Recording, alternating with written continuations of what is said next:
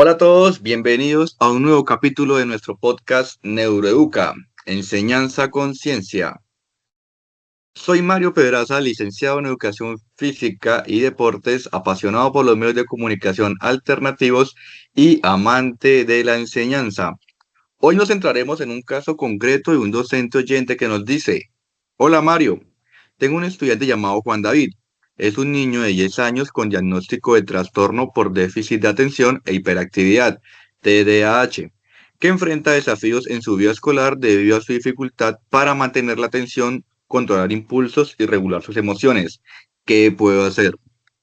Bueno, vamos a profundizar en cómo la neurociencia explica estos desafíos y qué estrategias educativas pueden ser implementadas para apoyarlo, teniendo en cuenta su rendimiento académico y la interacción social con sus compañeros. Para ello, contamos con el experto en neurociencia Gustavo Castillo y el docente Mauricio Becerra, quienes compartirán su experiencia sobre cómo adaptar el aula para niños como Juan David. Comencemos. Gracias, Mario. Vamos a centrarnos en cómo la neurociencia nos ayuda a entender lo que ocurre en el cerebro de Juan David y cómo podemos aplicar ese conocimiento en su educación diaria. Especialmente dada la relevancia de este tema, ya que a nivel mundial Colombia tiene la tasa más alta de prevalencia de TDAH, con un 17.1% de la población posiblemente afectada. Muy bien. Ahora, como trajimos a Gustavo, tenemos que aprovechar su conocimiento y empecemos por lo fundamental. Gustavo, ¿qué sucede en el cerebro de Juan David con TDAH y cómo se reflejan esas alteraciones en su comportamiento en el aula? Bueno, para comenzar, Mario, quisiera definir el término TDAH, que pues es el trastorno por déficit de atención e hiperactividad. Es un trastorno neurobiológico caracterizado por dificultades en la regulación de la atención, el control de los impulsos y las funciones ejecutivas del cerebro.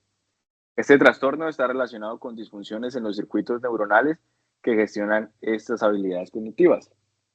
Según los resultados obtenidos al revisar el caso de Juan David, se ha detectado que su cerebro presenta una menor actividad en el lóbulo frontal, una región clave para funciones como la concentración, la toma de decisiones y la inhibición de impulsos. Además, se observa un desequilibrio en los neurotransmisores, la dopamina y la noradrenalina, los cuales son fundamentales para regular la atención y el comportamiento. Gustavo, es importante destacar también que aunque el TDAH está asociado a desórdenes neurobiológicos, existen variaciones y subtipos dentro del trastorno, algunos de los cuales pueden estar influenciados también por factores psicológicos.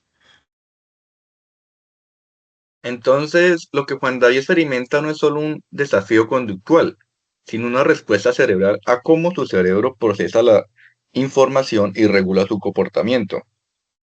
Exactamente, Mario.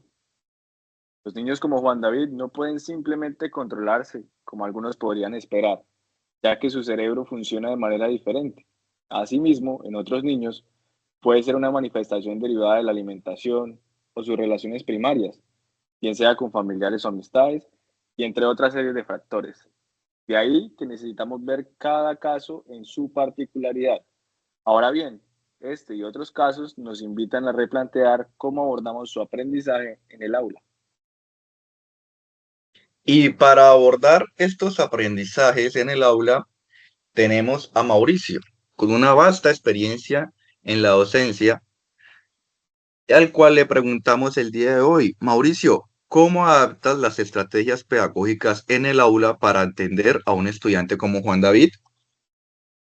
Mario, el primer paso es entender que Juan David no está interrumpiendo o desobedeciendo a propósito. Desde la neurociencia sabemos que su cerebro tiene dificultades para mantenerse concentrado y para inhibir comportamientos impulsivos. Entonces, adaptamos el aula para que Juan David pueda canalizar su energía y atención de una manera positiva. Por ejemplo, organizamos las tareas en bloques más pequeños y manejables. O en lugar de una clase tradicional de 45 minutos, dividimos la actividad en segmentos de 10 a 15 minutos, Así logramos alternar actividades para mantener su interés. Lo podemos hacer por medio de juegos interactivos o ejercicios prácticos. Eso tiene una base neurocientífica, ya que se sabe que los cerebros de los niños con TDAH responden mejor a estímulos frecuentes y a la variación de las actividades. Exactamente, Mauricio. Al hacer esto, también ayudamos a Juan David a mantenerse más enfocado, aprovechando la neuroplasticidad de su cerebro, lo que significa que con la práctica constante, sus conexiones neuronales en áreas como la atención y el control de impulsos puede fortalecerse. Otro aspecto importante es reforzar positivamente los logros pequeños. Su cerebro necesita más estímulos para generar la recompensa neuronal que fomente un aprendizaje duradero. En este momento puedo pensar y compartir dos estrategias que ayudarían dentro del salón de clases. La primera es los círculos de aprendizaje activo. Consiste en que el estudiante pueda marcar o presentar las diferentes tareas y momentos creados en el aula de clase. Y la segunda sería un diario de emociones, que estén representadas por medio de un semáforo. El estudiante podrá reconocer su estado de ánimo y asignarle un color a sus emociones dependiendo de lo que siente en ese momento. Qué excelentes estrategias que nos ayudan a buscar adaptar su comportamiento y aprovechar las capacidades del cerebro de Juan David para ayudar a mejorarlas. Mucha escucha en esta parte a todos nuestros oyentes, docentes o personas que tienen contacto con personas con TDAH y cómo tratarlos para sacar su mejor rendimiento. Ahora bien, en cuanto al entorno social, ¿cómo influye la sociedad y la cultura educativa en la situación de Juan David, Gustavo?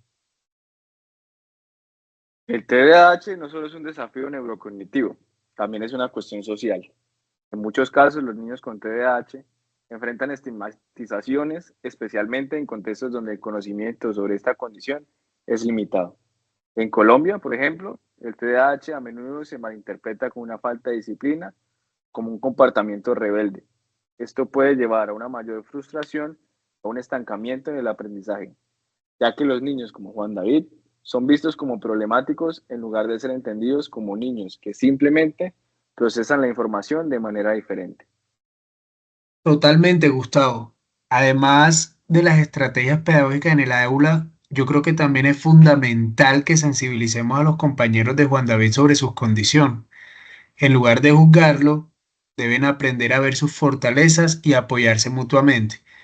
Desde el enfoque neurocientífico, esto también es importante porque el cerebro humano tiene una fuerte capacidad para la empatía y cuando los niños comprenden las diferencias neurocognitivas, la inclusión social mejora.